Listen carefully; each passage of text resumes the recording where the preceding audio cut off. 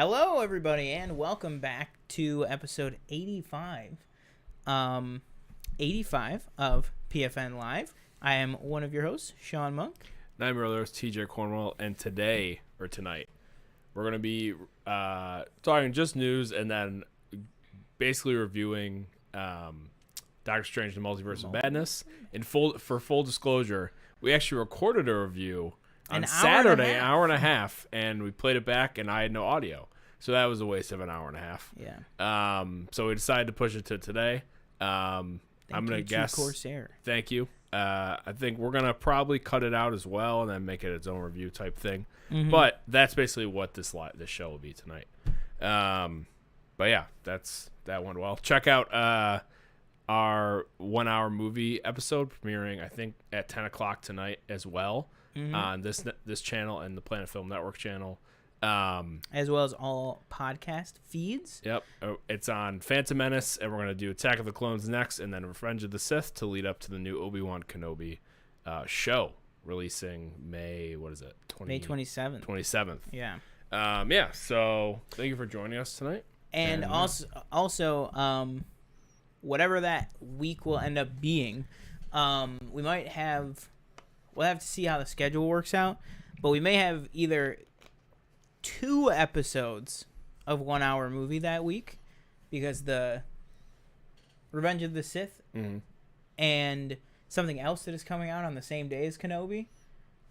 We are thinking of doing a 1 hour movie on both of those things. So if we end up doing the other one, then we will either have 2 that week, which, I'll tweet out whatever days they're going to be, or the other one will probably just push to the next week or something. But yeah, so we are definitely going to keep going with those. You can find those right on the Planet Film Network podcast feed on any podcast app of your choosing. They're just right in the exact same feed. You'll see every episode of PFN Live and every installment of 1 hour movie on there. Let's see. Other thing, the TikTok. Thank you guys so much. So the TikTok is fast approaching 200 followers. We're getting a ton of views, ton of likes and everything, and we really appreciate that. Yeah, it's crazy how fast the TikToks can blow up compared to the YouTube videos. But that's all fine and well.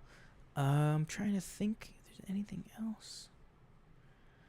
So, just kicking things off then. I have 2 Star Wars related updates on what I've been watching, what I've been doing. Okay. First being, I fully finished at least the story mode of Lego Star Wars, the Skywalker Saga, which I thought was... I feel like the actual story mode missions of the actual movies and everything, I have definitely been, critiquing them and not a huge fan of just the kind of the speed at which it feels like you're just ripping through a movie.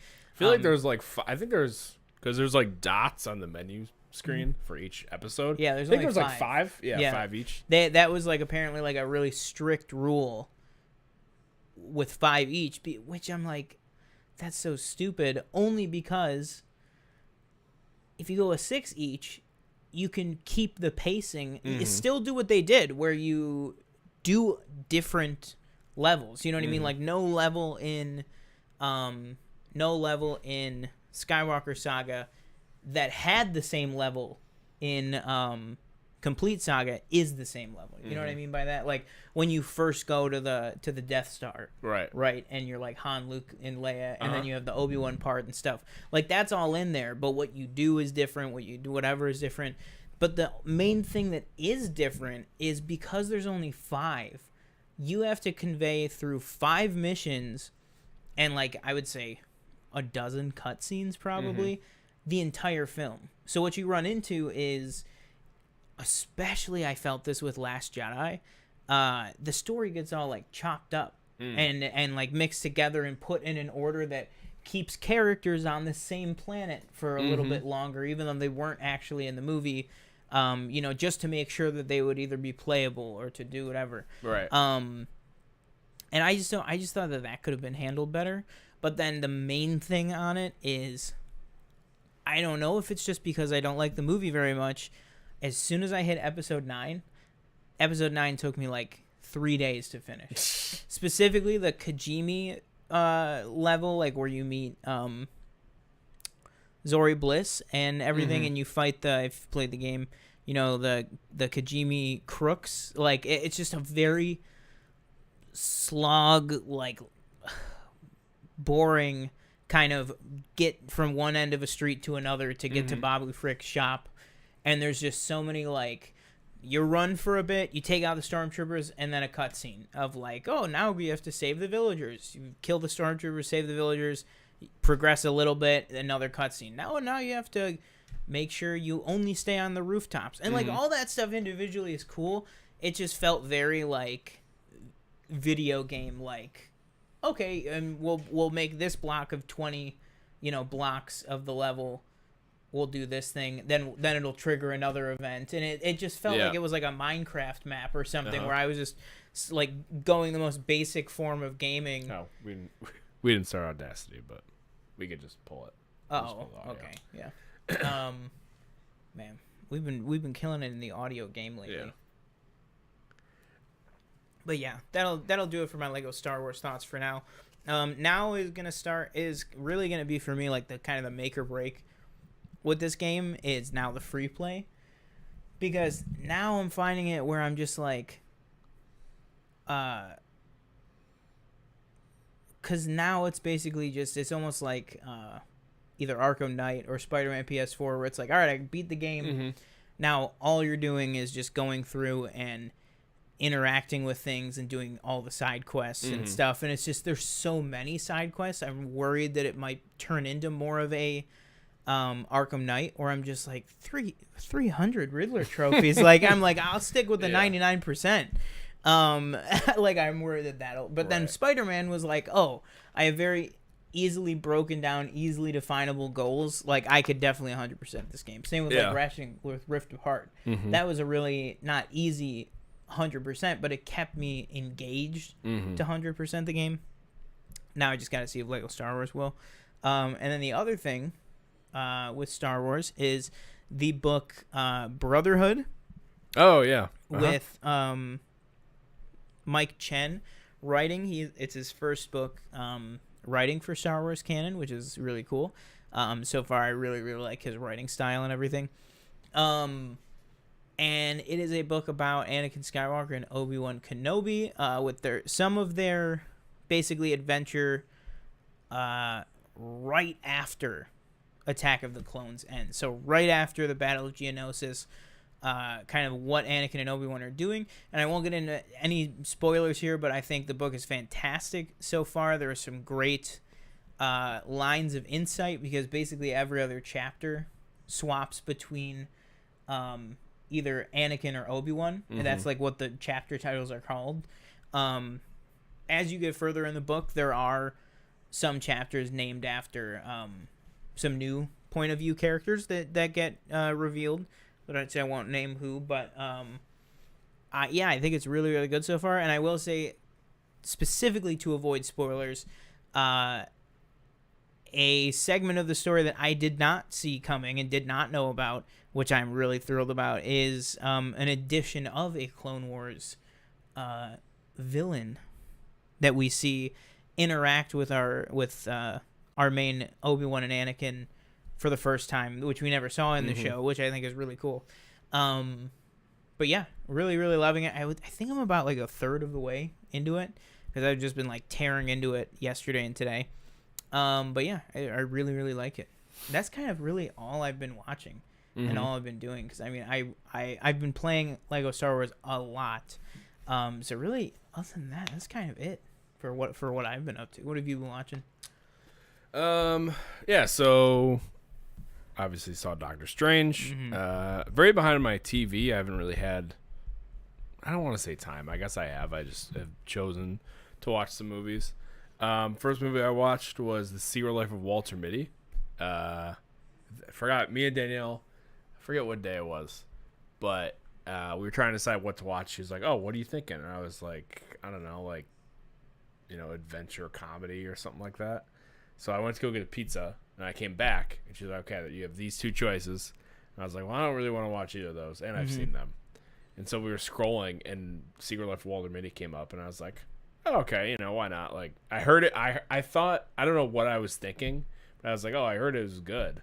But then I looked at the Metacritic score, and I was like, oh, was not reviewed very well. But I thought it was, I didn't think it was bad. I thought it was pretty good. Some interesting people in it. Sean Penn showed up. Kristen Wiig. Didn't expect to see her. Like when it goes in on the picture of Sean Penn and he goes, yeah. I thought that was like crazy. Yeah.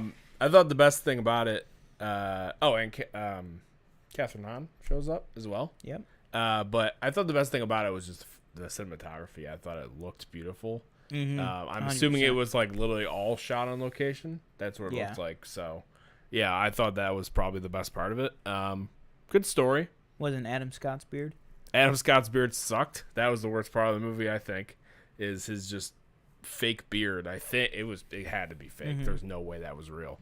But yeah, that was bad. Then later, I watched. My plan is to rank all the Mission Impossibles before the next one comes out. The next one comes out You got like 2023? Yeah. So I never seen the first one, so I started with the first one, and the same night, and I thought it was good. I saw you gave it 4.5. I don't know when you watched it that time. Wait, maybe of what? Mission Impossible. Oh yeah, right. I thought I gave it a 3. I thought it was like good, but Come on, man, the gum. I don't know, like for example, like the room with like the computer. There's no camera. It has like heat and the lasers in the in the vent and the weight on the floor, the weight sensor, but there's not one single camera. I was like, come on. Yeah. I can buy the logic enough of being like, well, we don't need a camera. Yeah, because there's everything else. Yeah, but to be safe. I thought it was pretty obvious that that everybody was kind of, not everybody, but like John Voight was like the bad guy. You thought that was obvious? Not like when he came back, I was like, oh well, it's him. Well, at first I suspected that the girl, because I was like, yeah. Well, she was like, oh, I died, and he's like, I saw you in the car. He's like, that wasn't me. It's like, well, I don't know. I'm pretty sure if somebody just like comes back all of a sudden, I feel like it's like, well, it's probably you. John Voight I didn't really expect until they sat with each other the diner. Wow, and what at a first, great scene. I was like, please, it would have totally ruined it if Ethan Hunt was like, yeah, I don't know, it must be what's the CIA director's name or whatever his name is, Kittredge. Yeah, and I was like, you mean Ethan the Hunt. IMF? Yeah, I was like, Ethan Hunt, please. I was like, I know you're smarter than that. Please do not believe this. Yeah, of course he didn't, obviously. And the whole kind of like Job and that whole I was like, can we pick something better names maybe? We have to go with Job. Job never quotes scripture. Oh, you got me. Yeah, the whole like emailing like a million different people with. I was like, all the different Job at got one response though. It worked. Yes, he did. But yeah, I was my favorite. But I know it's like 2's the worst, and then it's like banger after banger, 3, 4, 5, 6. Yeah. Obviously. I've seen Fallout and Rogue Nation. What do I want to say? It's not really a spoiler to say, but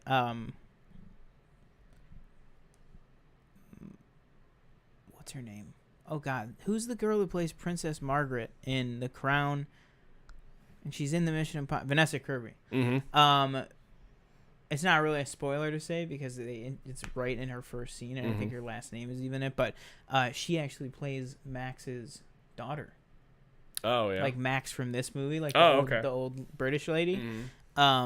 She actually plays her daughter now, like in present, which is really cool. But yeah. Then I watched Phantom Menace, obviously for a 1-hour movie that is about to come out. Yep. And then for TV, I finished Winning Time, which last episode for the season came out Sunday night, and I thought it was great. I thought the season overall was great. I don't really have that much knowledge on like I don't have like a good history of the NBA. Like I pay attention kind of, like I know like who's on what team and what's going on, but like I don't know like the history. So I actually had no idea who won the Lakers versus Sixers final. And I did Google it beforehand. I was like, oh, okay. But I think my favorite character in the show is probably Jerry West. Like I think Jason Clarke just does a phenomenal job, and I know he like doesn't like the way like his in real life he doesn't like the way he's being portrayed in the show, but I think he's just like really funny. Like he loves winning so much. He wants to win so bad, and like him like this kind of, it's not really a spoiler, but hold up, I think the stream went down. Yeah, your internet's not loading for me either on my phone. Uh-oh. So. Oh, we're back. Oh, okay. We're good? Okay. Yeah, we're good.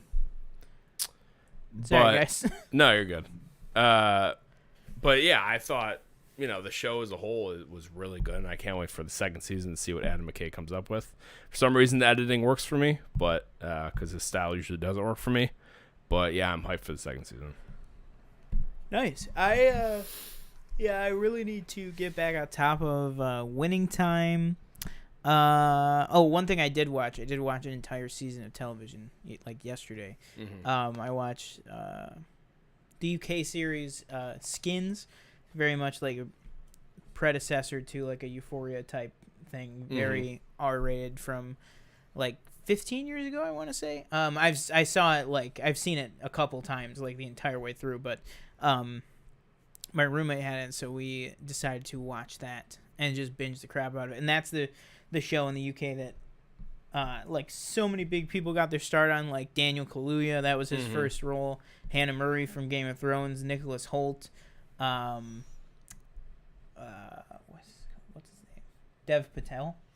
Went right from this to Slumdog Millionaire, which is like insane. But yeah, there's like a lot of huge stars that like came out. There's Peter Capaldi, some of his early work from the BBC. I think he was already playing Malcolm Tucker when he started this, but he's really good in it too. So yeah, it's a really, really good show. I just remembered I did watch that, but other than that, that's been pretty much it. Let's see. Let's go to some news stories. So first one we want to talk about is Doctor Strange, the Multiverse of Madness, has crossed, I believe, 600 million already at the box office, which is absolutely insane. That's nuts. We're getting a Marvel Studios Assembled documentary for Moon Knight. That's going to be released May 25th. Not that shocking. Let's see here. I know. Oh, okay. I mean, not really news that we would care about too much, but Hayden Panettiere is reprising her role from Scream 4 in the next Scream that's coming out, which I believe is going to be Scream 6. As what the hell was her name? Kirby Reed. Yep, Kirby. Oh yeah. Wow. How's she reprising her role? I don't know. No She's spoiler. dead. It came out like, when did that come out? 2011. Oh, well, give me a break. I'm getting to it. What's it called? So we had a Disney Plus, not an investor day, but an earnings call today, where they kind of went over where everything is at, and they did say that we can expect, similar to Netflix and other places they're about to implement it, Disney Plus is also about to implement a cheaper ad-supported tier for Disney Plus, which I believe they said was either going to be $3.99 or $4.99 a month, which is like super cheap, which is good, for people that want Disney Plus and are willing to deal with the ads and everything.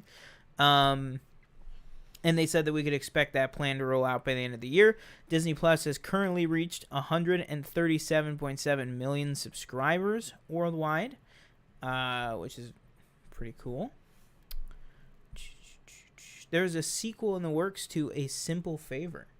I've seen that, but I've never seen the movie, but I did see that there is a sequel. Is that movie something at the end that could warrant a sequel, you think? I mean, it's more just like, not really, like not like a natural, setup that I can remember at least. But there's definitely enough room that like you could do a sequel. But I don't know. I wasn't too keen on the first one. I liked it. Like I thought that Paul Feig did a good because it was like his first main thing, and like it was still a comedy, but it was like more of a like kind of a like thriller, like kind of a thriller in with comedy and like drama and stuff. But yeah, we got some talk officially from some Marvel people in regards to Ms. Marvel's powers, because we know that that's been a hot topic of conversation. Is why did they change her power set? Because in the comics and the video games and everything, she is more of like she says embiggening powers, more of like a fantastic Mr. Fantastic like stretching ability, and in this they're going more in line with like kind of cosmic powers, more of like an energy projection type thing, almost like Green Lantern type thing. So a lot of people were like, oh, what's the point of changing this? And basically Kevin Feige has come out and been like, basically we wanted to make her visually fit in with the area of the MCU that she's going to be a part of, which makes a lot of sense. That's what people were saying and speculating, like, well, you got to remember in the Marvels, her powers have to look the same or look in step with Captain Marvel's powers, Monica Rambeau's powers, all that stuff.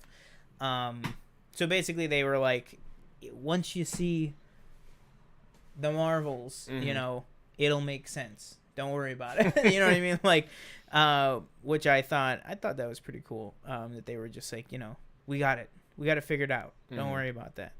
Let's see. I feel like there really wasn't much news. We got some new looks at Kenobi released. We got some character posters / lightsaber posters, really, which I thought was cool. I made a TikTok about that, and I was like, honestly, if this is just what they give us as character posters, I'll be happy. Which I doubt that. I'm sure we will get character posters closer to the release, but either way, I think it was really, really cool, and those are up on the Twitter and the TikTok right now. The first Avatar Way of the Water teaser got 148.6 million views in the first 24 hours. That is surpassing the record set by every recent Star Wars film.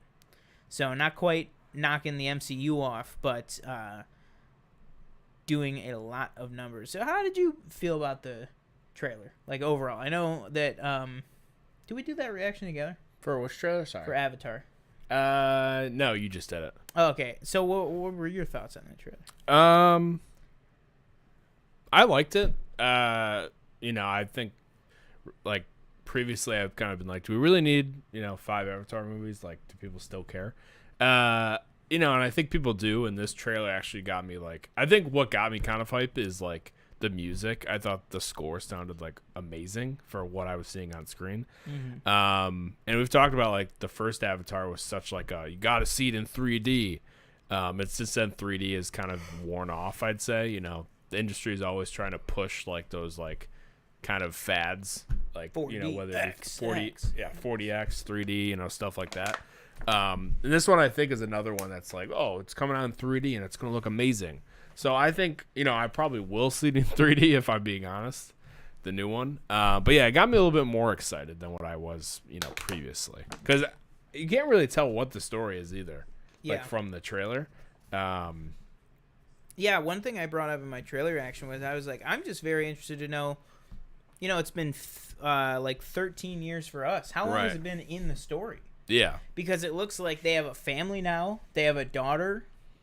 Just what it looks like in the trailer. I guess none of this is we know officially, but they have a daughter. Didn't it like, and spoilers for Avatar if you haven't seen it. Didn't Sigourney Weaver's character die? I think.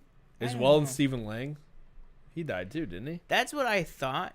I thought he got stabbed with the thing. That's what I thought, but I think if I'm remembering correctly, there's like enough wiggle room of maybe they did something where like somehow they got uploaded to avatars, because we know that Grace has an avatar because she had that awesome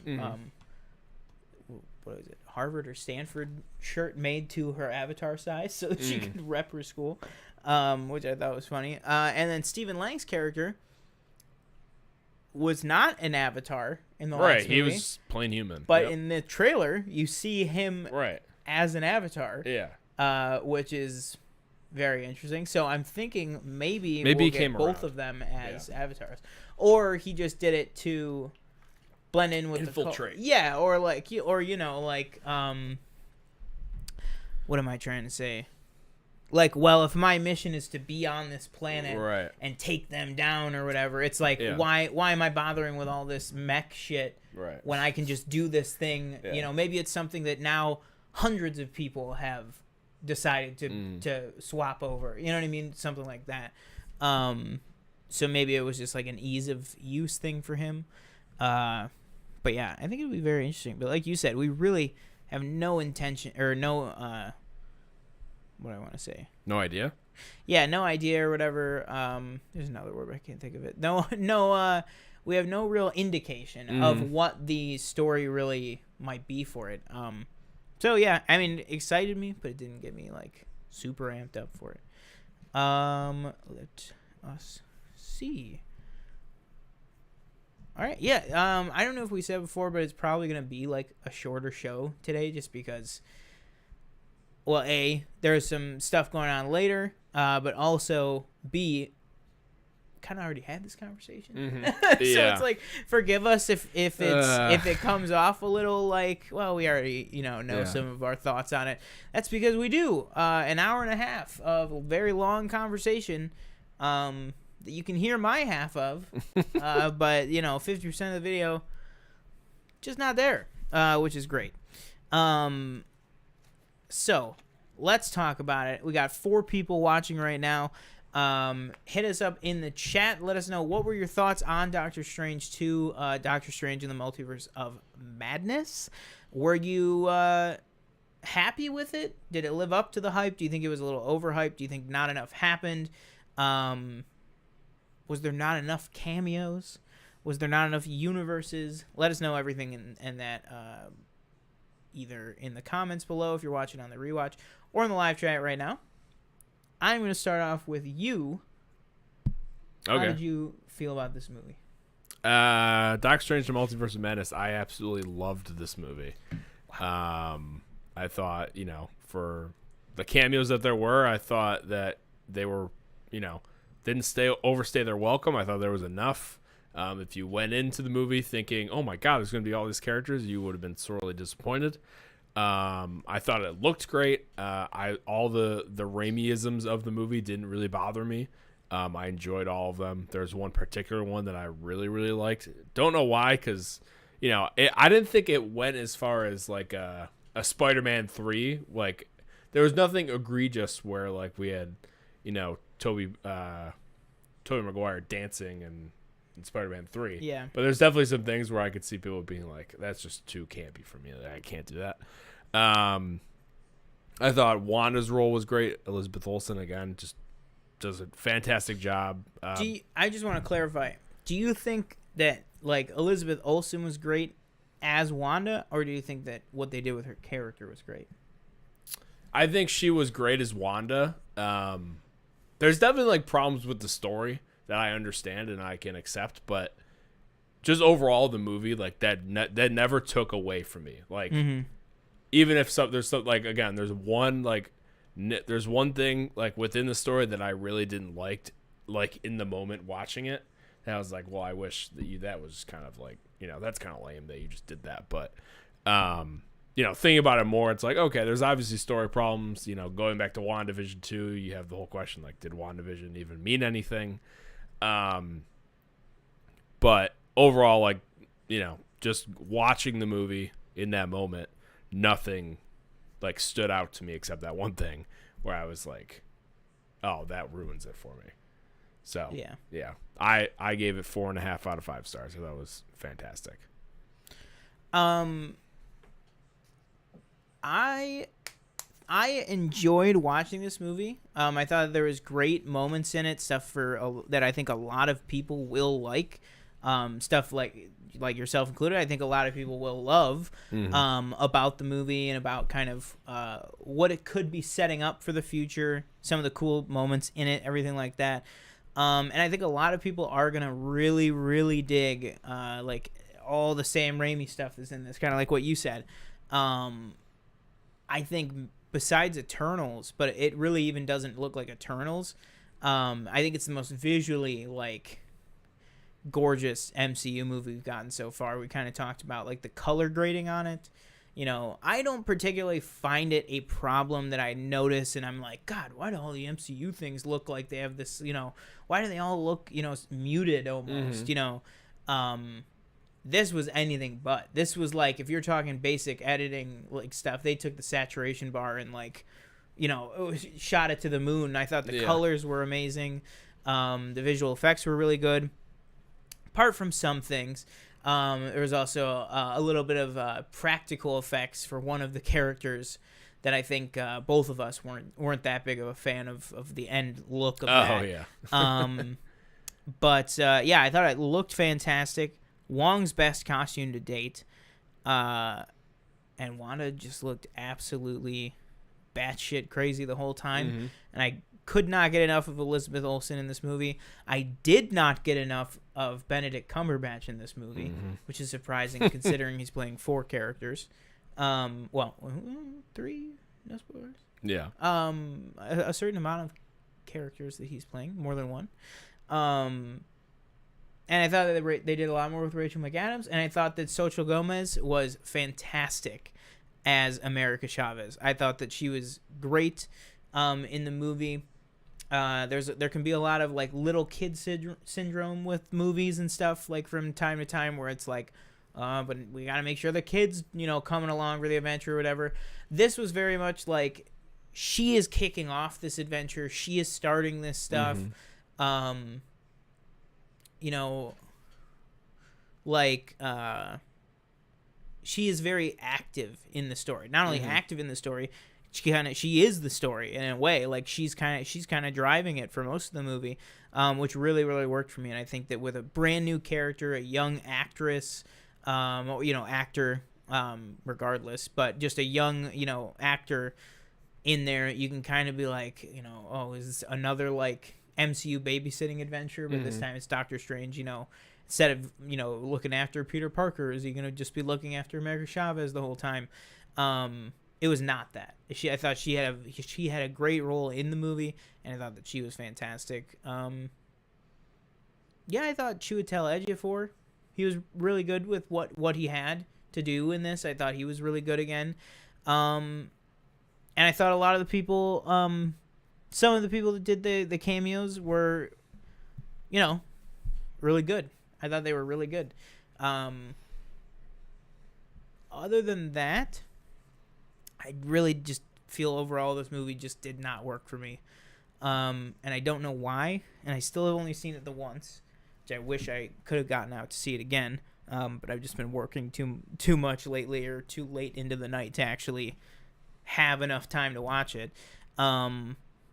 But yeah, I mean, those are my overall non-spoiler thoughts. A lot of what I want to talk about, I think a lot of what we both want to talk about is going to be in the spoiler section. So I gave this one a 3 out of 5, which by Rotten Tomatoes, that's 60%. That's still fresh. I still liked the movie. I just didn't think it was a particularly good movie. Like I saw Greg Elba tweeted, and it was on a different scale than R5, but he said, Doctor Strange and Multiverse of Madness, I give it 7.5 out of 10. And he said, while I feel strongly about the 7.5, I feel even stronger about the 2.5 that's not there. Yeah. And I feel the same way about that. Like I'll be like, you know, as strongly as I feel about really liking the stuff in the 3 out of 5, it's that 2 that it missed out on that is like, just, you know, really undoes it. Yeah, it's really glaring for me. But yeah, with that down, let's just rip right into spoilers for this one. So if you have not seen Multiverse of Madness yet, see ya. Go ahead. Yeah, see ya. Wouldn't want to be ya, or maybe I would for this one. Wow. I don't know. But yeah. So if you guys, are wanting to see this one, head out now. Like we said, it is probably going to be a shorter show, so this probably is just going to be the last topic that we talk about. So yeah, thank you guys. If you are dipping out now, thanks for watching. Thanks for being a part of the live stream. Make sure to like, comment, share, and subscribe if you haven't already. And yeah, thank you. So you want to just dive right into spoilers? What are some of the first things you want to hit us Yeah. with? So I think first of all, I just want to touch on real quick the thing that bothered me the most about this movie in the moment while watching it. For me, was the way they handled our universe's Mordo situation. So if you've seen the movie, you see Doctor Strange walks up to the one universe's Mordo, and he's like, "Oh my god!" Like, "Oh no, Mordo!" 839. Yeah, 839, Universe 839, and he's like, "Oh no, Mordo runs the Sanctum," and America Chavez is basically like, "Who's Mordo?" And Doctor Strange is like, "Oh, it's this guy who's like wanted to kill me. Like he brought me in, and then to Kamar-Taj and taught me kind of what to do, and now he's become like crazy with power. He wants to kill me." Mm-hmm. And I'm like, in the moment, I was like, "Well, okay, like, you're just when did that happen? Yeah, when did that happen? Like, because we ended the first Doctor Strange with, too many sorcerers, and it's like, oh, is he gonna be the villain in the next movie?" And I remember us talking about it on our 1 hour movie thing. We were like,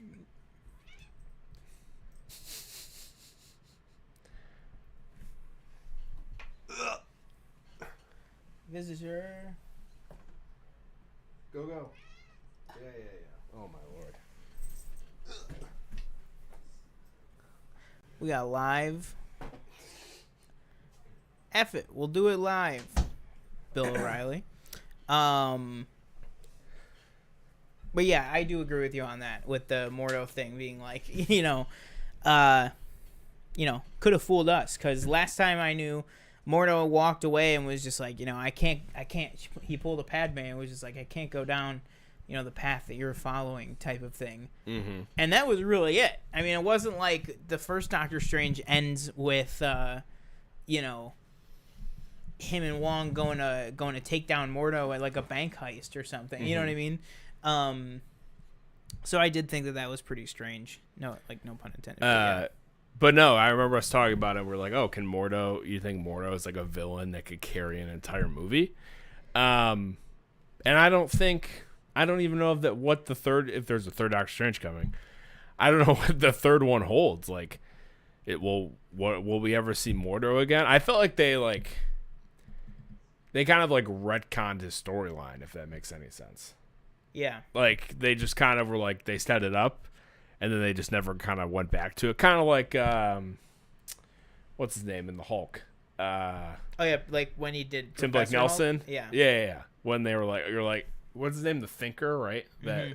And everybody's like, oh, the Thinker, and they just never go. The leader, yeah. They just never go back to it. And obviously you've touched on before, like some story things, like for example, like the first one that I think you have maybe your biggest problem with is kind of, so, Wanda like learns her lesson in WandaVision. We kind of leave her, we leave her in WandaVision, like leaving the town, and is like realizing the error of her ways. Yeah. Or at least what we perceive, not even what we perceive, what is presented to us as her learning a lesson.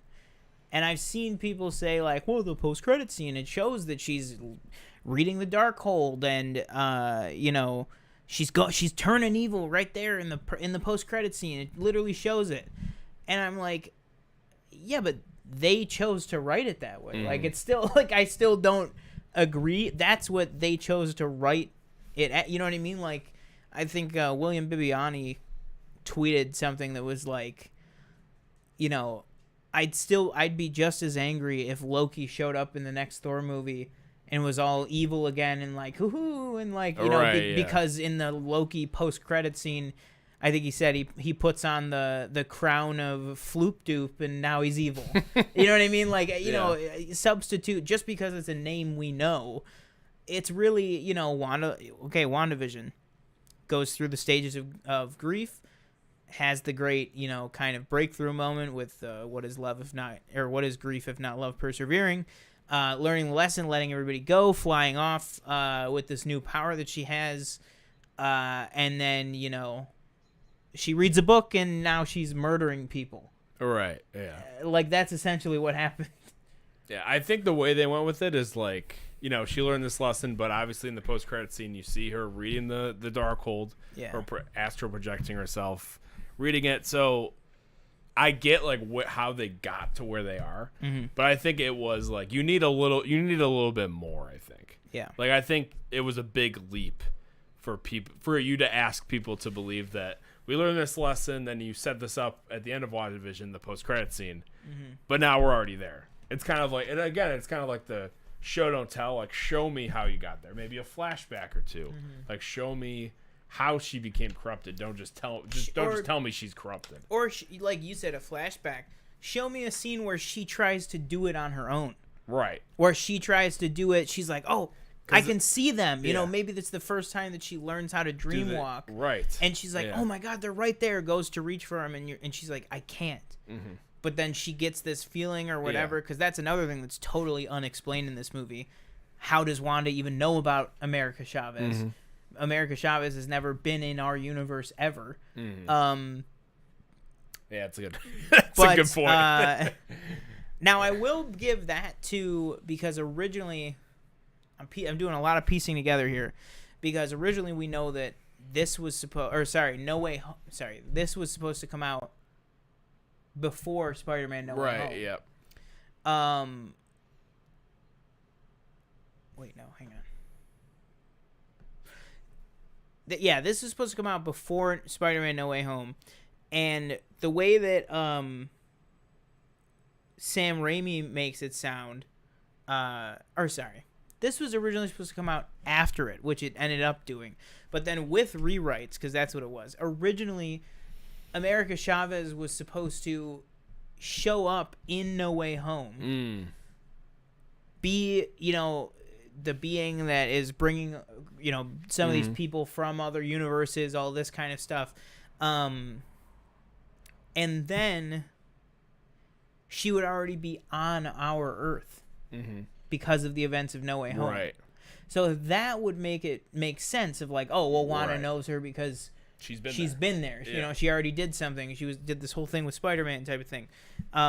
So that would make sense. Like, I can give it to them with that, is maybe that was something that somehow got overlooked in a rewrite of just like, nobody was like, how does she know who America Chavez is? And was like, well, No Way Home. And it's like, no, she's not in that anymore. Right. So maybe it was just one of those things, but that's not really set up that much. And again, I just personally don't buy into when we hear her hearing Billy and Tommy in the WandaVision post-credit scenes, and they're saying, help us, Mom, whatever. I took that as, all right, I got to go rescue my kids. You know what I mean? I got to go get them. Not, I need to go kidnap two copies. Yeah. So that I can keep them forever and they're all mine. And, well, what about the Wanda who has those kids? Right. I'll kill her. Like, what? That I didn't buy as much. I don't think that worked for me at all. Yeah, I think that's a fair criticism, too, because it's like, it's still you. You know what I mean? It's just you from a different universe. Yeah. But again, it's like the whole Darkhold, power corrupts, etc. And the more you talk about it, like, I think the way, like, with the context of the end of WandaVision, obviously, and then the context of this movie, looking at it, like, in that post-credit scene when they're, like, crying for help, like, maybe that's just, like, a moment in time that she just hears them, but she doesn't hear anything else. You know what I mean? So then she's like, oh, well, I have to save them. Somebody said, what if them saying, Mom, help us, is them at the end of this movie, but saying it to the other one. Yeah. That could be it. That really the whole time they were saying, help us from you. Yeah, like that. Oh, that would be really cool. I don't think it's the exact audio clip, but, either way, that would be pretty cool if that was the case. Yeah, I think just overall, like mainly some of my issues is just the story. I just thought that the story was, and it's not a thing about my fan expectations or something like that. I think it's just, you call this movie the Multiverse of Madness. You're like, the MCU is going to be forever changed, after this movie. The multiverse is going to be cracked wide open. That's the saying that they keep using and all that stuff. That's them putting the expectations on this movie. And I just thought that it did. First of all, I thought it was too small scale. Ironically, because it's like, this is the problem. I feel like this movie, and fair enough, it was written like 4 years ago at this point. I feel like this movie was like written for an audience who has never heard of the multiverse. Because they're like, whoa, they're paint. And it's like, okay, well, or like, oh my God, there's not one, not two, there's 3 Doctor Stranges in this movie, and 2 of them interact with each other. Oh my God, it's Benedict talking to Benedict. I feel like they're like, oh, this will really blow their minds. And it's like, we just got a movie with 3 Spider-Mans, an amazing movie in Everything Everywhere, which really plays up and deals with fun, wacky stuff in the multiverse that does way cooler stuff in that than they even attempt in this movie. And like Rick and Morty too, even. So many people are like, they understand the concept. You know what I mean? Like, or Loki, for that matter, different Tom Hiddlestons and stuff. Like, and that's in your own universe. And I just feel like they were like, oh man, this will really get them. In this universe, they go on red. And it's like, whoa. Yeah. You know what I mean? Like, no, give me. They're probably gonna come up so. Yeah, it's like, no, give me hot dog fingers. Give me 50 Stephen Stranges. Right. In a room, and I'm everybody looks like Steven. Exactly. Like give me like a Being John Malkovich world, where everyone is Steven, like just that, or one even. I just like thought of one just now, like when they're flying through multiverses or something. Give me one where like they stop for hell, I'm talking about a Family Guy episode that came out 10 years ago. Where Brian and Stu, I don't know if you know the one where they're on the time like travel. Clay at one point. Yeah, and they go through all the different universes, and the one is the really good joke about Walt Disney and stuff.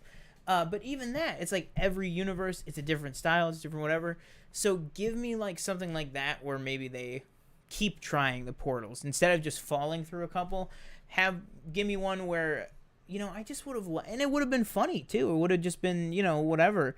But give me one where it's like maybe he keeps scaring America, like he keeps being like, or like doing and that could play in the whole Sam Raimi exactly. And every time she opens a new portal, it's like they figure out for a little bit how to kind of control it, at least to get her to open one, of him like scaring her or something. So that gives us, instead of just falling through, it can give us like 2 seconds in a universe instead of half a second. So it's like, give me one where, I don't know, like you just see a bunch of Avengers like coming at them ready to like fight, and then you're like, oh, not that one. Or like one where there's a bunch of... You set up these universes too as well, and I forget if they're played like this, but in What If? Like you have the zombie universe, you have... Exactly, all this different like stuff. Give me that, where, it was... I like that they... kind of played with the expectations. They did play with the zombie thing a little bit. Yeah, but like, it wasn't what if zombies were. And What If was like, like, oh, what if this happened, blah, blah, blah. But it's also like, it can be played as a universe as well, because you've already set that up in another show. No, absolutely. And that was a thing, too, because people were like, oh, you're going to have to know, like, What If. You're going to have seen that. No, in no way, shape, or form do you have to have seen What If to watch this movie.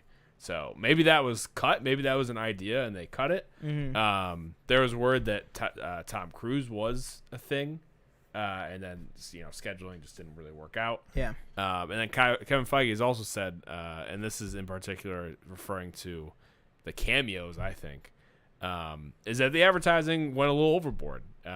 Maybe some people, more of the surprises for the Illuminati would have been better surprises if they had showed up in the promos for example, Patrick Stewart. Yeah. Yeah. Or then Captain Carter even, or Yeah. a more clear look at Captain Marvel. Right. You know. Yeah. And I think, again, I don't think the advertising really, obviously it helps the movie to, you get, maybe people are like, oh, Patrick Stewart's in this. I want to go see that. But I think it really didn't help, story-wise or the movie itself, like, watching it. You're like, oh, well, that's it. And there's definitely some people that are out there because we did our most likely to show up.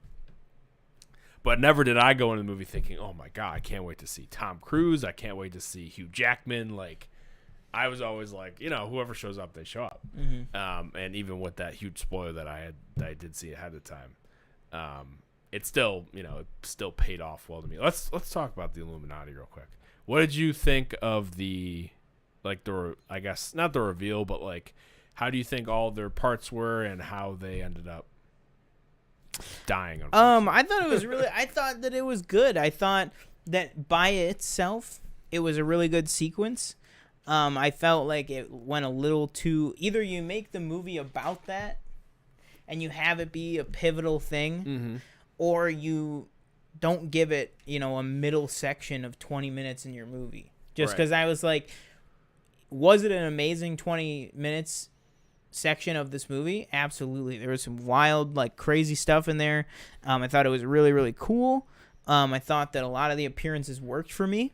But at the end of the day, really all it sets up is, wow, this Wanda is really ruthless. And that's it. That's really it. And it's like, well, you could have just done that with the Kamar-Taj scene. And it's like, and then you could have just had an Illuminati thing where it's like, oh, they all just show up, they have a little moment, and they're like, oh, whatever. So I thought that it was really good.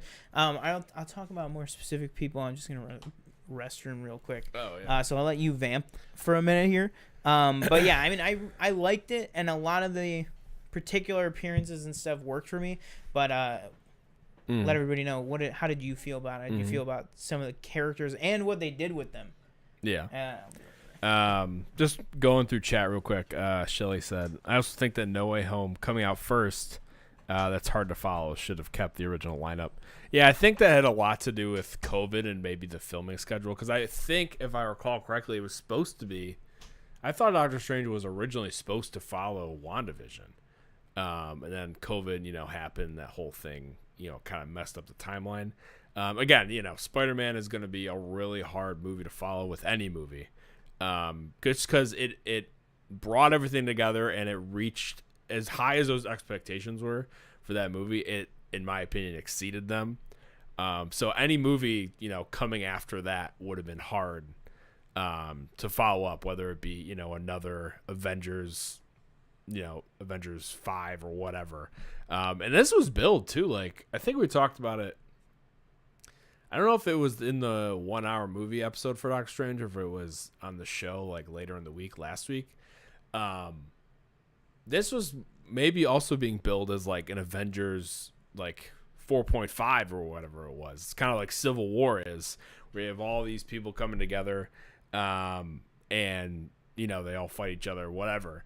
But I thought this was also maybe being billed that way. I remember when we were talking about it originally when the movie was announced, we all thought that it might have been this like babysitting thing for Doctor Strange, where he's just watching over Wanda and like teaching her how to control everything. But that's obviously not what this movie was at all.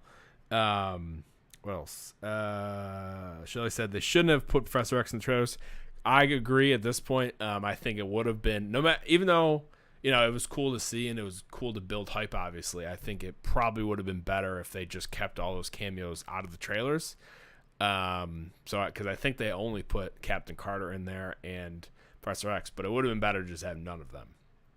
And again, we've talked about this, like, Disney is giving the footage to a trailer house. Like, they're not cutting it themselves.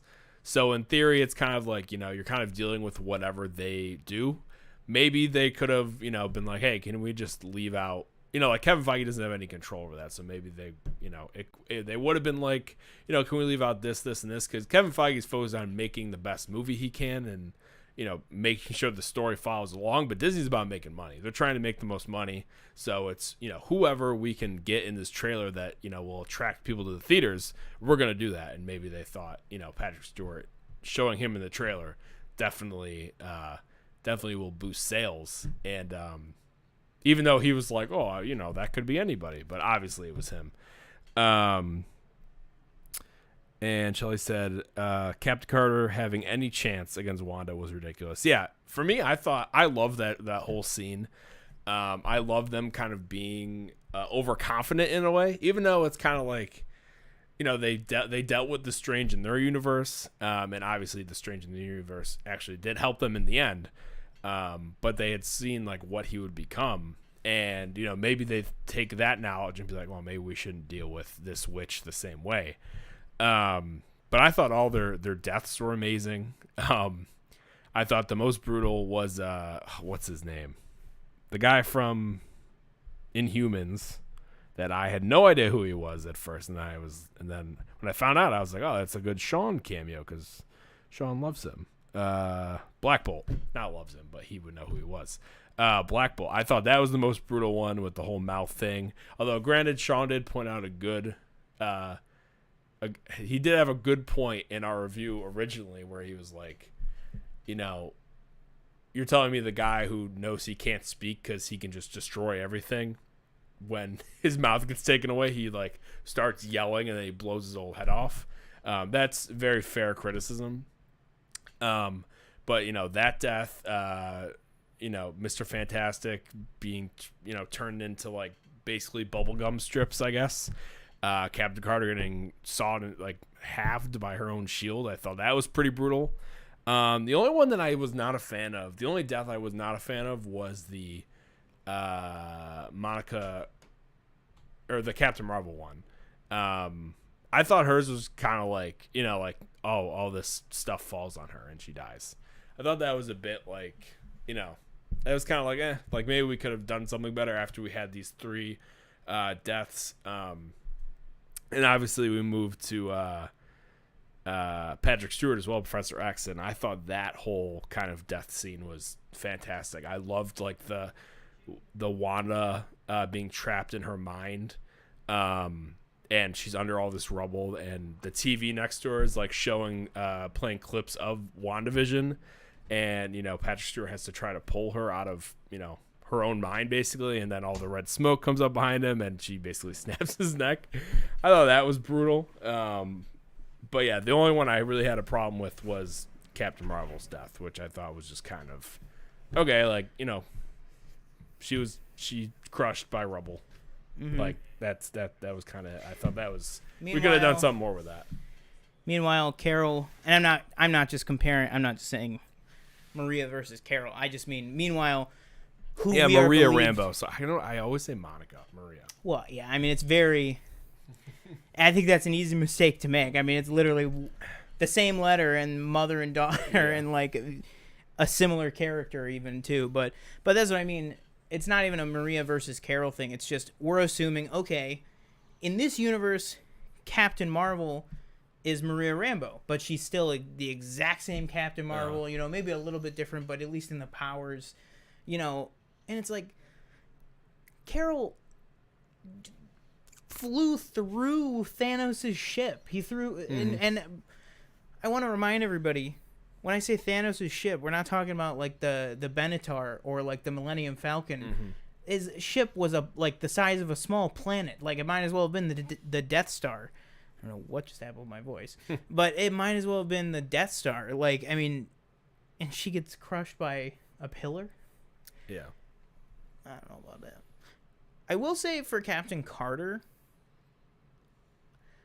in terms of the actual fight, it definitely lasted longer just because I feel like they were like, well, it's probably the only time we're going to see Captain Carter or a Captain Carter in live action. So, let's give her a little bit of a moment. That's right. Probably the real reason. But like story reason, I will say I have seen a clip of it because like so much of this movie is just everywhere. I have rewatched that clip, and basically as soon as she does that to Black Bolt, she's out of there. like Captain Carter. Like she like jumps away, and I think I'll give him to it on that, is that she jumped away, probably analyzed, everything. Situation. Yeah. Because you got to figure, she's not just not gonna try. Right. And B, we know that she has the same values and a lot of the same beliefs and personality as our Steve Rogers. And like in Civil War, Steve didn't blink when he was like, all right, time to fight Tony, who literally could murder me with any weapon or even just the weight of the suit. You know what I mean? Yeah. Like, he's just like, nope, we just got to do it.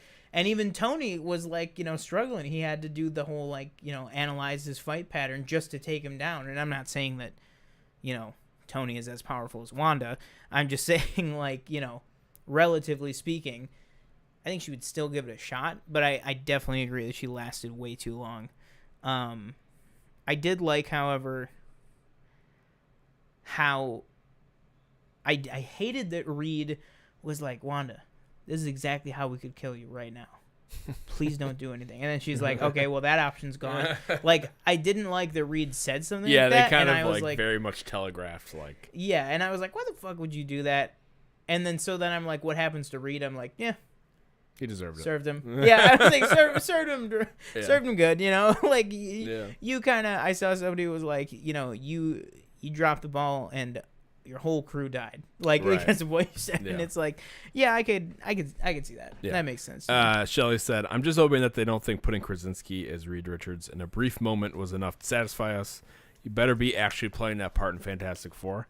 We talked about this too, like the whole kind of John Watts leaving Fantastic Four as well. Now there's directing. that whole Bryce Dallas Howard rumor. Oh, now there's a rumor about Bryce Dallas Howard directing, apparently. Directing and being Sue. Okay. I saw that in like TikTok, but I thought it was just like a fan casting. I saw it thing. on Discussing Film, so I assume there had to be some merit. some merit. Even still, it's just a rumor. Yeah, for me, like for John Krasinski, I think that would be cool. Like that'd be really cool. But at the same time, I think fan castings are great, but I want them to go with who they think is best. Like I don't want it to become a thing where it's like, oh, like that would be so cool if so and so was this part, and then it's them. Like I want Marvel to go through the process and like find the best one. Find the best one. You know what I mean? Like I don't. Again, if Krasinski ends up being, him in the future movie, that'd be really cool. If he directs, that'd be really cool. Very easily be, I was gonna say Star Wars Celebration, but they're not at that, obviously. Whatever the next, Marvel presentation or Investor Day or whatever you want to call it. Danielle said, "I'm fine with John, but if Emily Blunt gets cast, I will riot." Oh, how come? She's not the biggest Emily Blunt fan, I guess. Well, Danielle, you are not going to Paris, right? Get that? Devil Wears Prada reference? I've never seen no? that. Wow. A lot of people. John Krasinski's favorite, apparently. I'll tell you. You're watching Graham Norton's show. His favorite movie. A lot of people just got my reference. Oh. Yeah, I know. I bet they did. No, yeah. He said it was his favorite Emily Blunt movie or just his favorite movie. I forget which one. Oh, fair enough. Yeah. Either way, that's a baller move. What was I just gonna say? Oh yeah, like if they end up saying, ladies and gentlemen, you're Fantastic Four, Bryce Dallas Howard as Sue Storm, and then I was trying to think of his name, but I forget. Is it Glenn Howard? Like from It's Always Sunny. Oh, the guy yeah, who plays Glenn Dennis. Howerton. Howerton, yeah, because a lot of people have fan cast him too, and it's like, I'm sure he would do a great job as well. Yeah. It's like it doesn't have to be, and this is just my opinion, but it's like it doesn't have to be Krasinski just because a lot of people think that he would do good in the role. And he did do good in the role because we got a movie with John Krasinski playing Reed Richards. Danielle said, I wouldn't be mad if they got into not big name actors as big heroes in the MCU. Simu was great. I agree. Simu kind of came just from, I'd never seen Kim's Convenience. I actually never heard of him before he got cast. And he kind of willed his way to being cast, if anything. Simple Tweet apparently does a lot. When we going to talk? Yeah, right. But I agree. Like, and there's some people like what's her name in Sprite in like Eternals. Like I don't know who. Oh yeah, I forget. She's like a relatively new actor, I believe.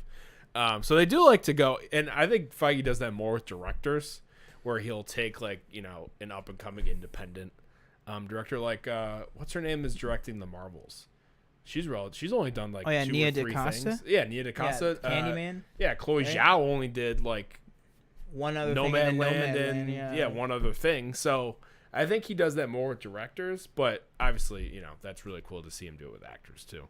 But yeah, I think it'd be really cool if he was, but if they don't do that and they go, they cast somebody who they really think is right for the role. Even somebody like Fine Tom with that, Holland. too. Yeah, sure, Tom Holland. Oh yeah, like He relatively was. new. He did The Impossible, and then it's pretty much Yeah. it. And then he came. I think it would be cool if he directed though. Tom Holland. No. Oh. Well, Tom Holland could direct, but Krasinski? John Krasinski would direct Fantastic Four. I think that'd be Yeah, really like I feel, and I have. that is a lot to directing and starring. That's what I'm about to get to, because I don't know any of this. This is my personal feeling on it. I feel like if you had asked him 5 years ago, he would have been like, "Yeah, 100%, let's do it. Sign me up for a Get me trailer." out of this office. Yeah, exactly. But now I'm like Although it getting, happened more than 5 years ago. and the worst part is, I think it also has to do with this happening. Because you look at that and you're like, it would make anybody go, oh, maybe I shouldn't. Like, it reminds me of like the Ben Affleck thing. Right, Oh my Ben God, Affleck I was- love playing yeah. Batman. I can't wait to play Batman. I'm Direct gonna it, write, it, star, yeah. and direct in Yeah. my own Batman movie. And it's like, then Slow it was down. like, Yeah. well, we're bringing Chris Terrio in to help with the writing. Then it was like, well, it's more Chris Terrio writing it, and Ben's gonna star and direct it. He's Yeah. really excited. We're really excited for it. And then it was, Ben Affleck's no longer Batman. Yeah. And then it was, Okay. but don't worry, Ben Affleck's gonna direct the movie with whoever the new Batman's gonna be. And then you're like, Well, we're oh, giving him Matt Reeves. yeah, we're gonna go a different direction. Yeah. You know what I mean? Like, so I could very much see that happening. Yeah. I could see he at one point he wanted to do all of it. He was ready to do it, but you gotta let things build up. And so I think he was like, all right, I'll do this one bit in Doctor Strange. I won't. You'll put me into the scene wrong, so it looks like I'm looking right at Steven's forehead for the entire movie. And then I'll direct it for you. Yeah. I'll direct the movie because I'm still passionate about the thing. I just don't want to star in it. But then one of the things that we didn't go over in news is we now see things like he was in Multiverse of Madness, obviously, but also we see things like, he's done playing Jack Ryan, so he doesn't have a big commitment right now. Yeah. Looks like, stuff could be freeing up. Maybe he just wants to be like a family guy for a little bit. Or it could very well mean, he's gearing up to start his next adventure with, starring and directing in Fantastic Four as Reed Richards. I mean, I still think it's possible. I just don't think it's going to happen. Right. But I would love it to happen. I would absolutely love it to happen. But yeah. Can you pull or angle yourself in a little. I don't know why. There we go. Better. I just couldn't see your face is cut off. But no, I think it's I'm interested to see what happens whenever that movie. Hopefully, you get more news. Over the what's the next kind of. I don't. That's what I was trying to think. That's what I was trying to think. D23. I have no concept of when I feel like D23 got so off the rails schedule wise, like with COVID. August? It's usually in either August or September, and so I'm trying to backtrack. Not celebration. D23 2019 was in August. was in August. That was Yeah. when they announced.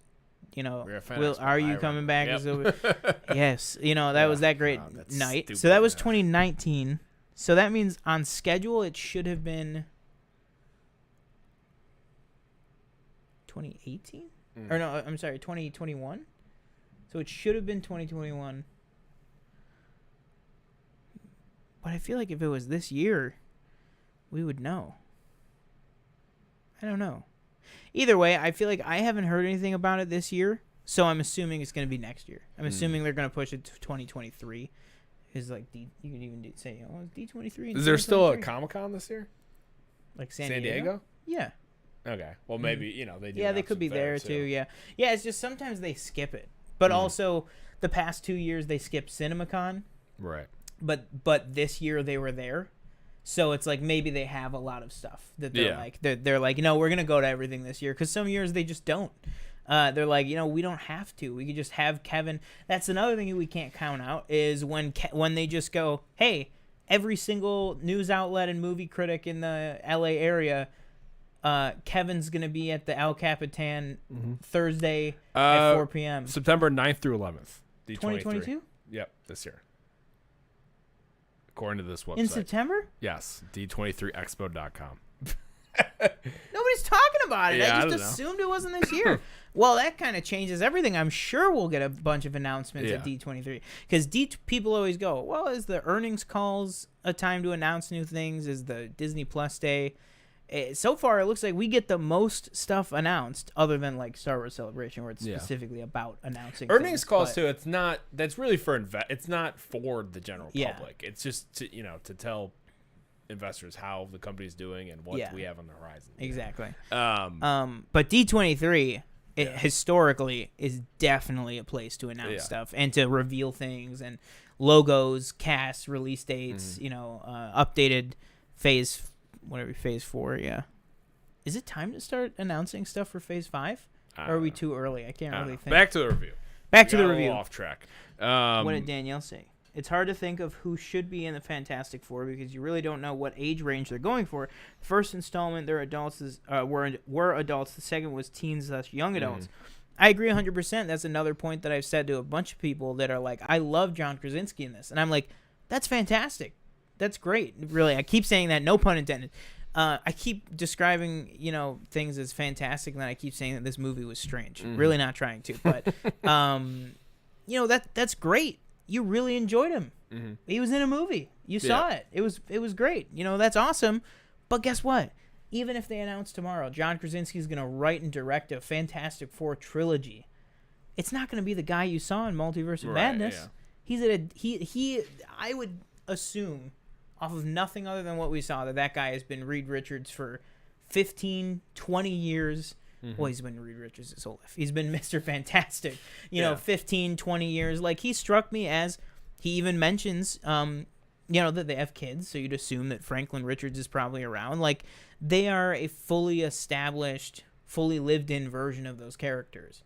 So either way, even if it is Krasinski, you're going to be getting a restart. Right. You know what I mean? Yeah. So I think, a couple more things I want to talk about. I just want to talk about some of the Wong. I want to talk about him. Some of the Raimi-isms that I liked. Maybe you didn't like some of them. And I think I want to talk about America Chavez as well, because we didn't really talk about her and the whole Christine and Stephen Strange type thing. So first, Raimi-isms. I love. Nothing really bothered me in this movie. Nothing. I was like, oh my god, that was the only. Go back to hell. That was the only line where I was like, okay, just come on, let's keep going. I saw a tweet today about that. That was like, how are you gonna go from this epic line? Yeah. And it was like some exchange between Sinister Strange and R Strange, and then it Things was like, got and out then of hand. Things just got that thing. It was that scene, but Which was cut from the It movie. was I that don't know why scene, you but not cut that that. line. Yeah. But then they were like, how are you gonna go from that? And then 5 minutes later, have Rachel McAdams scream into camera, "Go back to hell!" Yeah, Yeah. it's like, okay.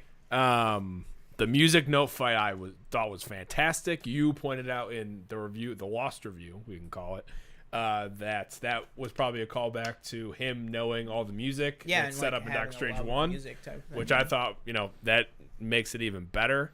The whole kind of this isn't a Raimi thing, but a callback to the thing where Mordo in the first one's like, you don't know what that does. Or, sorry, Caecilius says, you don't know what that thing does, do you? And then you see what it does. It, like, shoots flames. The fires of hell or something. Yeah, the fires of hell or something. Like the jump scare in the little, like, the tunnel where Wanda, like, pops out of nowhere. I thought that was scary. Again, it's very telegraphed, but it still scared me. And then the whole kind of, Wanda, like, crawling out of the mirror, contorting her body. That was very creepy. Something you've never seen in a MCU movie. Yeah. And she was, like, broken, too. Like, she had, like, her face was kind of all messed up, and it was forming back together. I thought, like, all that stuff just, worked for me. Yeah, I think I think everything that you just named worked for me. And I think that visually, like we kind of talked about earlier, visually, I think that the movie, the colors and the color palette and how refreshing and like vibrant everything looked really worked for me. Another thing that worked for me great was... Oh, and the Bruce Campbell cameo worked for me as well. I know, maybe not. We'll get there. Another thing that did work for me a lot, which I feel like maybe because I've been a little more on the negative side, you might be like, I doubt it did, but the editing, like the fact that we got like cross dissolves and like overlays of like you literally seeing like people like float across the screen, like, you know, like a crossfade, you know, somebody's like eyes being overlaid on top of a scene, like just some real old school like editing motifs and like montages that were like really, really cool. And I was like geeking out over it because I was just like, wow, we got a MCU movie in 2022 like doing that kind of just a really simple like old school feeling thing. I really love that. For me, and I love Bruce Campbell, I just thought you don't give a Bruce Campbell cameo a like, even you look at something like him at the end of Darkman, like at the end of Darkman, him appear, I won't spoil that, but like his appearance is like, whoa, and like kind of, it's like, all right, well now we kind of see how something is like it kind of answers a question that we had, but it's just him. You just see him, and it kind of fills us in and where that character is at and everything, and that's great. His Spider-Man cameos, I thought his Spider-Man cameos are more in line with this than what you're talking. I've never seen Darkman, but I feel like which one is it where he's the theater guy? Is that the second one? Yeah, that's the second one. Yeah, where he's like it's clearly like, hey, this guy, you know, like that's exactly what it is with this. And I think it's very closer to the Spider-Man ones where like it's very long and it's very that, but even the Spider-Man ones, like it's so well set up of who he is in that, where it's like, okay, he's going to a wrestling event. Bruce Campbell's playing the announcer. Great. That makes sense. He's going to the theater. Bruce Campbell is the guy. He's going to a French restaurant. Yeah. And Bruce Campbell's the guy. This, they literally just happen upon him in the street, and he's like, you look like you might be heading to the Strange Museum. It felt like a NPC in a video game. Yeah. Oh, here, take a pizza ball. Yeah, exactly. Yeah. Real quick, something I noticed recently. Bruce Campbell, coach in Sky High. Oh, Did not know that. 100%. Until recently when I was watching the preview. I was like, oh, that's Bruce Campbell. That's cool. Sidekick. I love that movie. I didn't finish it, but we just started watching that like the other night. Great movie. Danielle said, did you already discuss the convenience of all the Doctor Stranges happen to look the same? Yeah, we discussed that again. The Lost review, what is now being referred to as the Lost review. Yeah, we did talk about that. We can talk about it again. I'm not really sure what that is, honestly. Like, I don't know. I don't think they ever really set up a rule.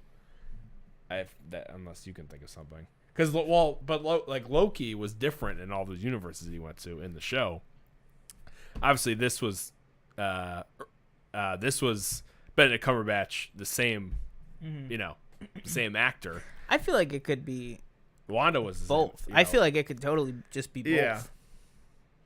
Like I feel like the rule is there really is no rule. I think it's one of those like, just suspend your disbelief, I guess, maybe, Well, I don't even think that. I think it's just it could be anything.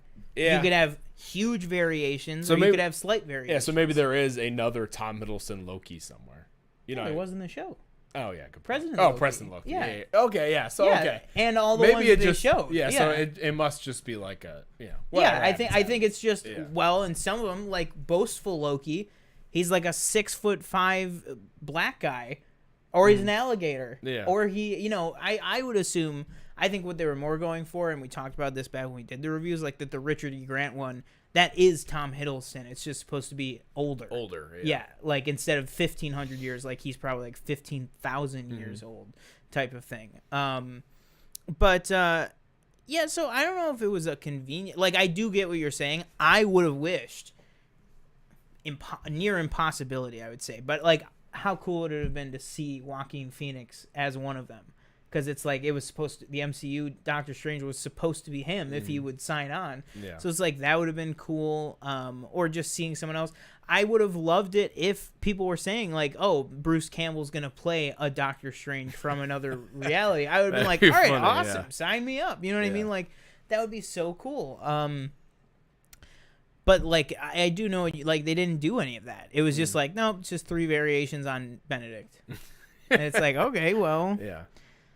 but yeah. Well, 4, I guess. I guess if you want to count Mm-hmm. the zombie. All right, let's talk about Wong. Best Wong role to date. I thought best part. I thought he was hilarious. Mm-hmm. It'll be a very sad day when he dies. Yeah. Maybe he Yeah. won't at some point. Oh, what if he was a Skrull the whole time? Oh God, that'd be tough. That would be a good way to make. Yeah, when are we going back to the Skrulls? That would be a good way to make Steven the Sorcerer Supreme. Mm-hmm. I mean, there were just Skrulls in WandaVision. Yeah, that's true. Yeah. Yeah, But soon, probably. yeah. Yeah. Well, we know soon with Secret Invasion, but probably even Right. before that, if I had to guess. So like, what did you think of like his role? And I guess it's kind of interesting because like when he's like tied up and that one sorcerer like goes like sneaks in and like kills the Darkhold or whatever she does, she like stabs it with something. Which her death was pretty brutal too. She She like turned up. to stone. Yeah, Yeah. it turned to like ash. That was crazy.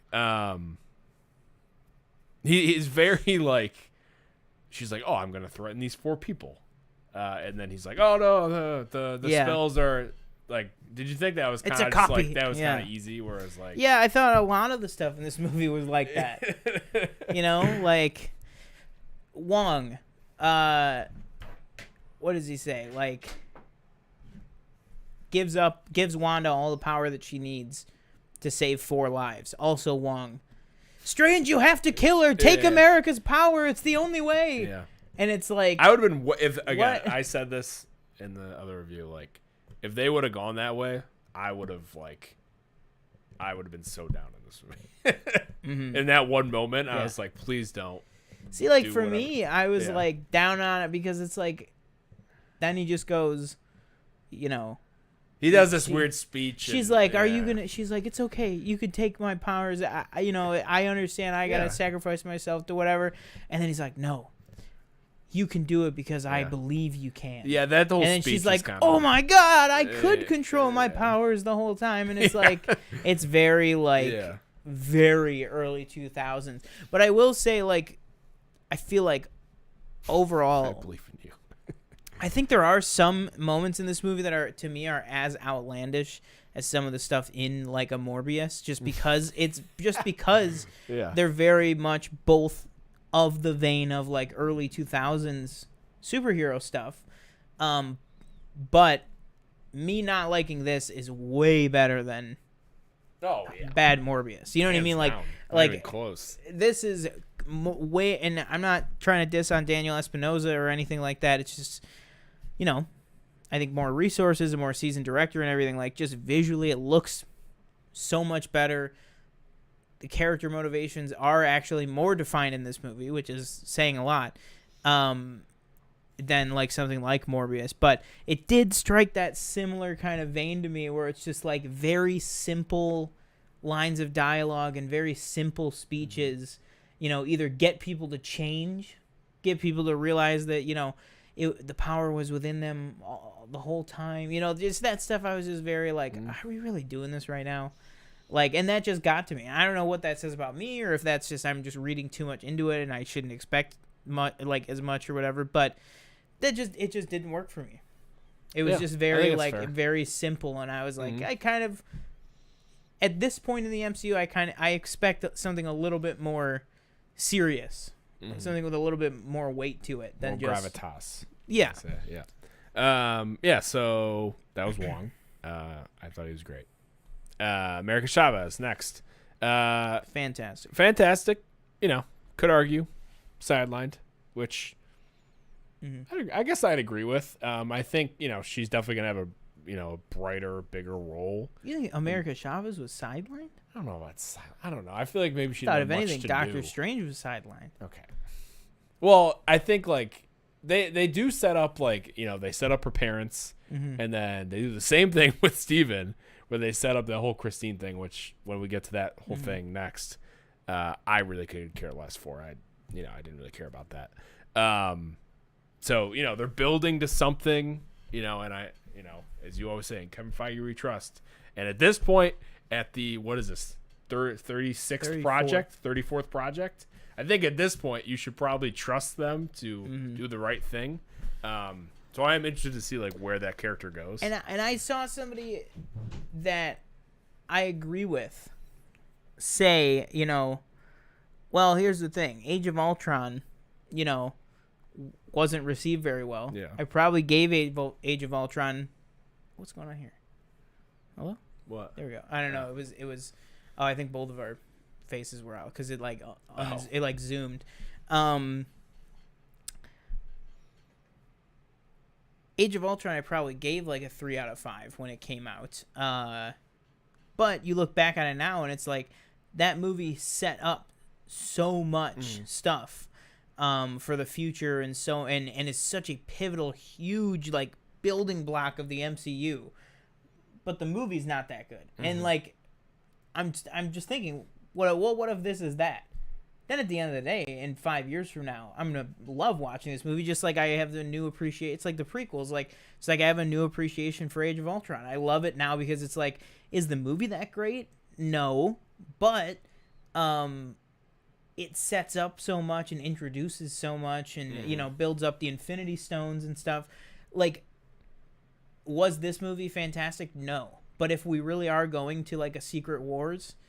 And you look back now and you're like, oh, yeah, that's right. Multiverse of Madness is where they set up the incursions. And we're like 5 years from now, we just watched Marvel's Avengers Incursion War, and it's crazy how much they set up in Multiverse of Madness. You know what I mean? Like you said, right now, my trust was waning with Marvel Studios very slightly. I don't know how you can say that. Well, no, it's very minorly, but I gotta let that go because it's just like you said, and also you even look at something like Thor: The Dark World, a movie that a lot of people just flat out hated. Yeah. You look at how much that's been benefited just by things like Endgame or Ragnarok or even Loki, the TV series. Like now that movie is like, well, if you like Thor, you gotta like The Dark World because it sets up so much for the character. Yeah, I feel like if you're like somebody who's like, oh, Feige's lost his touch. It's like how many bad movies are in the MCU? Like 2, 1? I was gonna say like maybe 3. Maybe 3. Maybe 3. Maybe 4. So like, that's a very good track record. I mean, you're 4 for 30 right now. Yeah, so it's like, again, this is all opinion based, but like, if you think Thor: Dark World is a bad movie, Multiverse of Madness bad movie, Captain Marvel bad movie, they still have a very, very good batting average when it comes to these. Exactly. And at this point, if you've watched everything up to this point, I think they've probably earned a spec of okay, let's see where this goes. And I said before, like, we have a lot of different things happening at once. We got like the Skrulls coming in. We got incursions starting. The incursions. We got the Nexus beings that was set up in WandaVision. Yeah, we have everything with Sword happening. The Celestials. Yeah, we have and we don't know what's happening with Moon Knight, but we have something with Moon Knight where we don't know where Gore he's the going to God pop Butcher is up. about to start so popping there's off. a lot that has to go into this, Yeah. and of course things are going to be left behind. For example, I think Mordo left behind. I think honestly.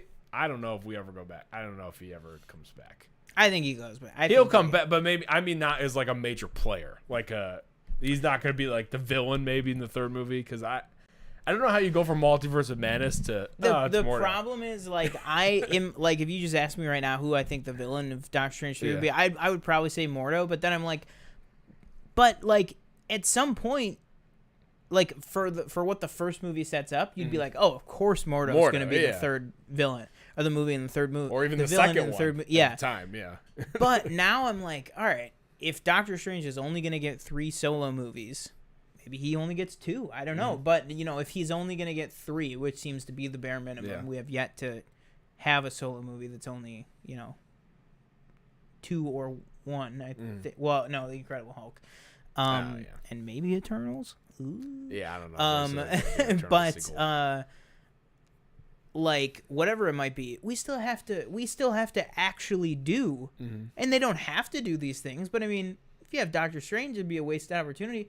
We still have to actually do Mephisto at some point. We have to actually see Nightmare at some point. You know what I mean? Yeah. I'm not just talking like, oh, the devil's in the details. Like, oh, it's Mephisto, or like, every morning the same nightmare, and then it's like, oh, is Nightmare going to be in this? And then they're not. And it's like, at some point, we actually have to meet those people. Like, same thing with Clea. Like, a lot of people were thinking in the first movie, they're like, oh, Rachel McAdams is probably playing Clea. There you go. Boom. And it's like, nope. And now I think this is the last of Rachel McAdams we see. I think she's 100%. probably done after I think this. so, yeah. For sure. She got then again, we said the same thing about Jane Foster. That's a true. decade ago.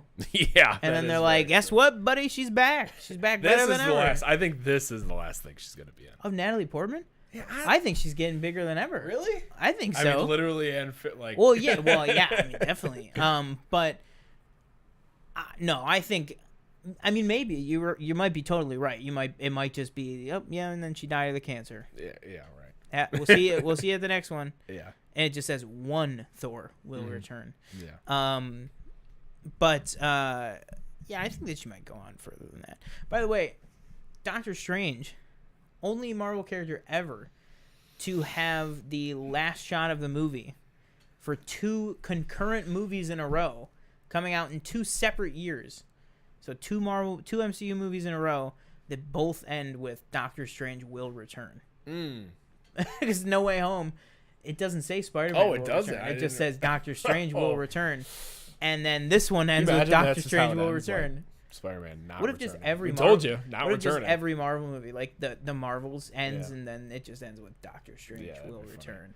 Yeah. So I think lastly, touch on the whole Christine Stephen Strange relationship in this movie. The whole kind of love dynamic. Yeah, they kind of, it's interesting. Like, there's something that I didn't really care about. The whole relationship with the other universe, Christine and Steven, and then Steven's Christine and that relationship, and then him being at the wedding. She just says, you always have to be the one holding the knife. Something I didn't really care about throughout the entire movie. I liked Rachel McAdams in the movie, but like their relationship I didn't really care about. And of course they're kind of building on it again too, where they step into that memory thing, and obviously that's where you get the introduction of America Chavez's parents, as well as Steven's memories of being with Christine and that whole thing and reliving that. It was just never something I particularly cared about. Yeah.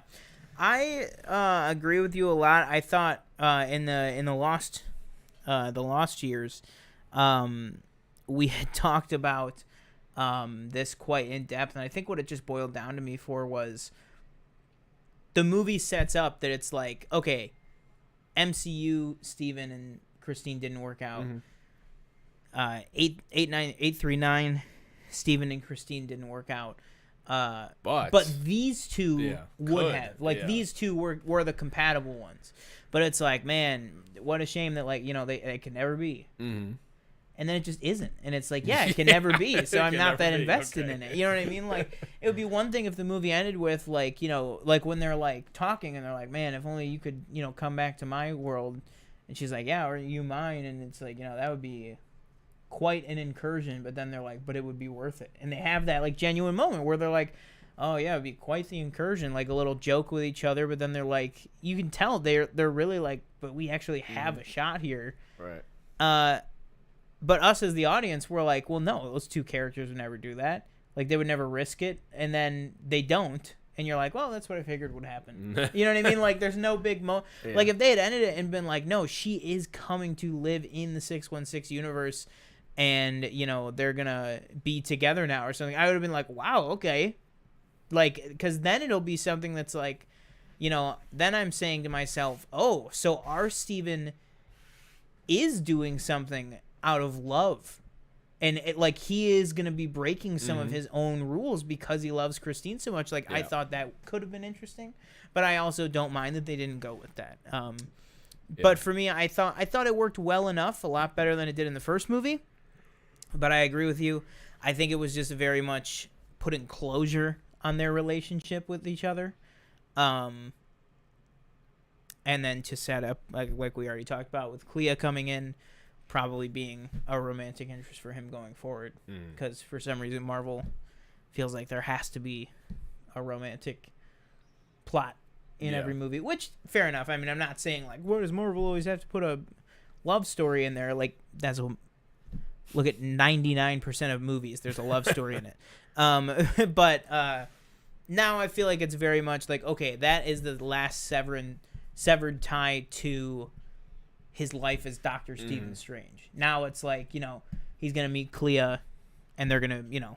Hit it off. I'm assuming, one would assume. Unless they just don't go that route. Maybe they. Yeah, I mean, they could totally not. Yeah. It could totally just be, you know, a female Wong type, you know, like, kind of like buddy system, you know, type of thing. They could definitely go that route because they're not always a romantic partnership in the comics and everything. So I think you could go a lot of different ways for it. And I have come around, by the way, because I've seen the scene now recorded again.